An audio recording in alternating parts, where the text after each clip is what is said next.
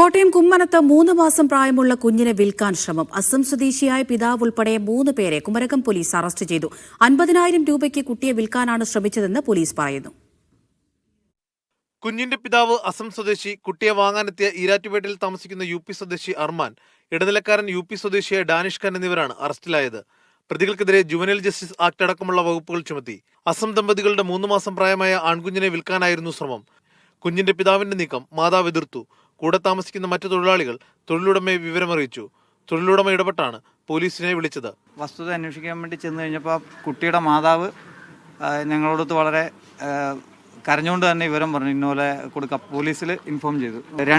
2 ദിവസം ആയുള്ള അവർ UP നിന്ന് തിരിച്ചു വന്നിട്ട് അവർ വന്ന് സ്റ്റേ ഇവിടെ ചെയ്യുമായിരുന്നു. ഇന്ന് കുട്ടിയെ കൊണ്ടുപോകാം എന്നുള്ള രീതിയിൽ കറക്റ്റ് സമയത്ത് നാട്ടുകാരുടെയും പോലീസിൻ്റെയും കൃത്യസമയത്തുള്ള ഇടപെടൽ കാരണമാണ് അങ്ങനെ ഒരു ഡീല് നടക്കാതെ വന്നത്. സഹോദരിമാരുടെ ഭർത്താക്കന്മാരാണ് അറസ്റ്റിലായ UP സ്വദേശികൾ.